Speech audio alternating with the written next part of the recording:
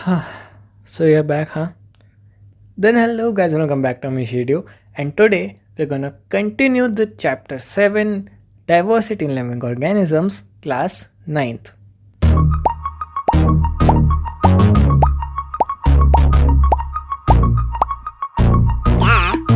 And before starting the video, if you haven't watched the phase 1 of this video, then I'll highly recommend you to check it out क्योंकि बिना उसके ये समझ पाना थोड़ा सा मुश्किल है. But anyway, if you are here, then welcome. So let's start with Kingdom Plantae. And here we are going a bit deeper. So we are going to classify the Kingdom Plantae with the help of some more fundamental traits. And the traits goes something like this. First we will see if the plant has distinct parts. मतलब कि क्या हम लोग उसके stem, leaf वगैरह वगैरह में differentiate कर पा रहे हैं या नहीं. If yes, then does it have special tissues for transportation? If it does it bear seeds? And if it does bear seeds, whether the seeds are naked or come in fruits? And if they come in fruits, whether they have 2 cotyledons or whether they have 1 cotyledon. अभी चिंता मत करो, धीरे धीरे सब समझ आ जाएगा. So let's get started with this. First group on our list is Thallophyta. Now plants in this group doesn't have a well-defined body structure. Now what that means is आप define नहीं कर पाओगे, आप बता नहीं पाओगे कि क्या stem है, क्या leaves हैं, क्या flower है या कुछ है भी या नहीं है. And also 99% of the plants in this group are aquatic. We generally call them algae and some of the examples are Spirogyra, Ulothrix and Ulva. And let me tell you, these are like the origin of plants and these are aquatic. इसका मतलब है कि जो Plantae kingdom की life है वो पानी से शुरू हुई है और इसीलिए हम लोग सी को द ओरिजिन ऑफ लाइफ कहते हैं. And you'll find this similarity in the Animalia kingdom also. And now second on the list is Bryophyta. And these are the plant amphibians. And if you don't know, amphibians are those kind of organisms which can survive on both land and water. If you want to relate, then crocodiles and snakes are good examples.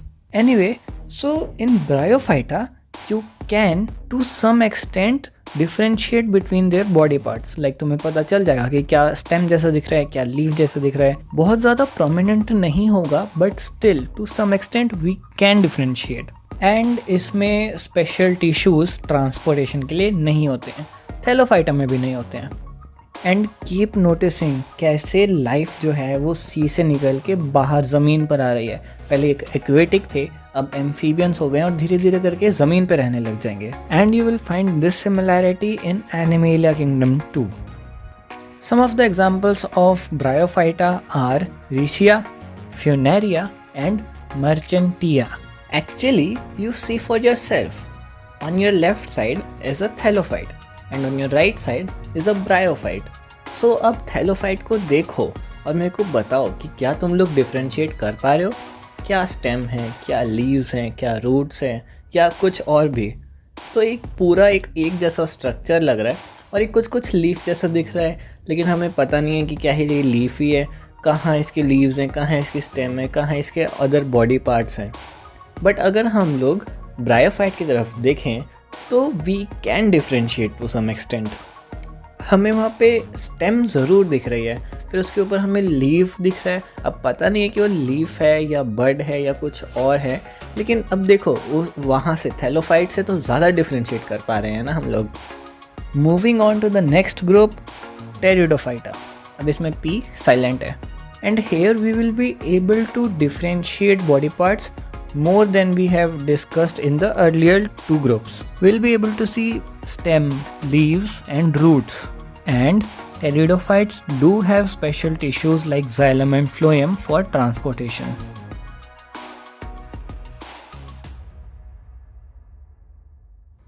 And they are not aquatic, neither they are amphibians. They survive only on land. Now listen carefully. We have discussed 3 groups. And none of them bear seeds, means their reproductive organs are hidden. And such type of plants are called cryptogams. On the other hand, plants that do bear seeds are called phanerogams. And on the condition of origin of seeds, we can classify these phanerogams into two parts. First one is gymnosperms. So it is derived from two Greek words, gymno, which means naked, and sperma means seeds. So these kind of plants bear naked seeds and they are long lasting, means perennial, evergreen and woody. So these are the physical characteristics of plants, and the examples are pine and deodar. And the second part of phanerogams is angiosperms. Again, it is made up of two Greek words, angio, which means covered, and sperma, same, seeds. So their seeds are covered, which means they come in fruit, and if they come in fruit, there must be a flower. So these are also known as flowering plants. So the seed develops inside the ovary, which is later turned to be a fruit. अब इसको थोड़ी सी ध्यान से समझना, जो seed होता है उसमें कुछ स्ट्रक्चर्स होते हैं जिन्हें हम लोग कॉटिलेडन कहते हैं. अब कॉटिलेडन मतलब समझने से पहले ये समझो कि एम्ब्रियो किसे कहते हैं. एम्ब्रियो एक अनबॉर्न बेबी को कहते हैं अगर सिंपल टर्म्स में बोले तो. एंड अगर मुझे तुम्हें बहुत सिंपली समझाना है तो एक सीड के अंदर जो प्लांट का एक अनबॉर्न बेबी होता है ना, एम्ब्रियो, अगर हम सीड को कहीं पे सो करेंगे तो उसको ग्रो होना है. ग्रो होने के लिए उसे फोटोसिंथेसिस करनी पड़ेगी, खाना बनाना पड़ेगा. तो जो स्टार्टिंग की स्टेज होती है ना, उसमें अगर तुमने कभी देखा हो तो एक नए सीड में से ना सिर्फ दो ही छोटे छोटे से पत्ते निकलते हैं. And for the sake of making this video long में तो मैं सच में ये प्लांट्स उगा के दिखाऊंगा. तो अभी मैं डाल रहा हूँ यहाँ पे मेथी.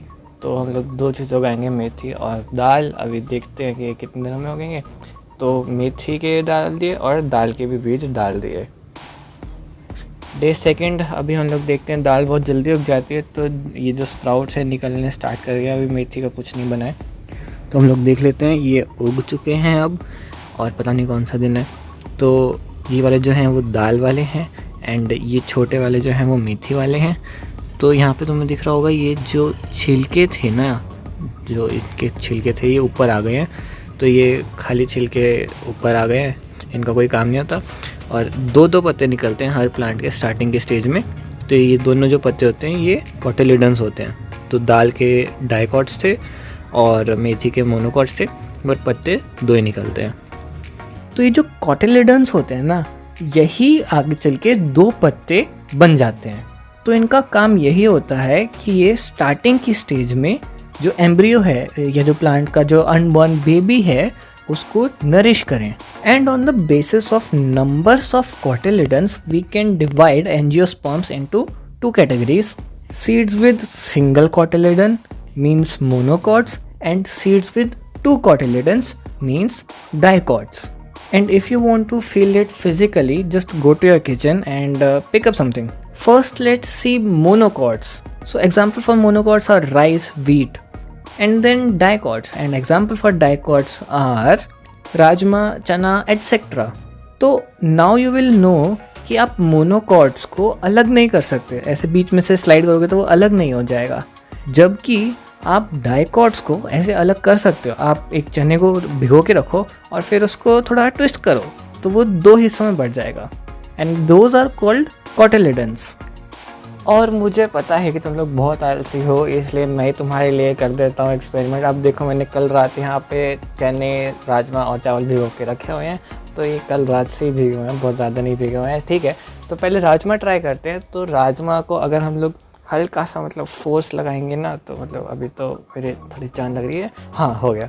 तो अब इसको जब फोर्स लगाएंगे तो ये दो कॉटिलेडन्स में तब्दील हो जाएगा. तो ये जो दो पीसेस हो गए हैं इनको कॉटिलेडन कहते हैं. और तुमने पिछली वीडियो में देखा होगा कि जो छिलका होता है इनका, ये प्लांट के साथ ऊपर आ जाता है, तो इसका कोई काम नहीं होता है. अब चावल की बारी है. तो चावल को अगर हम लोग करें तो चावल को हम लोग ऐसे दो पीसेस में नहीं कर पाएंगे. ये टूट गया है, ये वैसे टूट जाएगा, लेकिन ये ऐसे बिल्कुल बीच में से दो पीसेस में नहीं बटेगा. तो this is why this is monocot. And before moving on to the animalia kingdom, you need to see this flow chart. And I think this is the best way to remember plant A. Like we discussed, first we will classify plants on the basis whether we can differentiate their body parts or not. And in Thylophyta, we can't differentiate any body part at all. And then Bryophyta has no special tissues, but we can differentiate its parts. Pteridophyta does have special tissues for transportation, but it does not bear seeds. In fact, all the three does not bear seeds. So we can call them cryptogams. And then there are phanerogams, which do produce seeds, and on the condition of seeds, whether they are naked or whether they are inside a fruit, there are gymnosperms and angiosperms.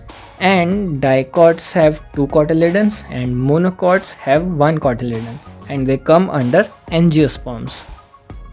तो हमने ये सारा classification ही किया है, but तुम्हें पता चला होगा कि कैसे हम लोग सी से निकल के लैंड पे आए, फिर कितनी सारी डेवलपमेंट हुई। यानी कि तुम्हें एक लाइव एग्जांपल मिल चुका है क्लासिफिकेशन एंड एवोल्यूशन का साथ में। And next is animalia kingdom, but क्योंकि वीडियो अभी तक इतनी बन चुकी है एंड एनिमेलिया किंगडम काफ़ी बड़ा है, तो वीडियो बहुत ज़्यादा लंबी हो जाएगी, तो I will cut it down to 2 parts, तो वो 3rd पार्ट हो जाएगा। तो हम लोग उसके बारे में जानेंगे नेक्स्ट पार्ट में। तो याद रखना क्लासिफिकेशन एंड एवोल्यूशन कैसे साथ में चलता है, क्या क्या अभी तक हमने सीखा, और यही सारी सिमिलैरिटीज़ जो कि एनिमेलिया किंगडम में और भी अच्छे से उभर कर आएंगी। And at last of that video I do give you an example of the hierarchy system of classification, जो 9th क्लास की बुक में नहीं दिया हुआ है, बट स्टिल मैं तुम्हें वो नेक्स्ट वीडियो के एंड में ज़रूर बताऊँगा। एंड अगर तुम्हारे कोई क्वेश्चंस या डाउट्स वगैरह हैं तो please feel free to comment. अगर चाहते हो कि कोई और चैप्टर बनाऊं, किसी और टॉपिक पे बनाऊं या कुछ भी और, तो तुम लोग फिर से कमेंट कर सकते हो। एंड जाने से पहले एक बार डिस्क्रिप्शन ज़रूर चेक कर लेना। एंड आज के लिए बस इतना ही, मैं आपसे मिलूँगा नेक्स्ट वीडियो में। तब तक के लिए बाय, सायोनारा।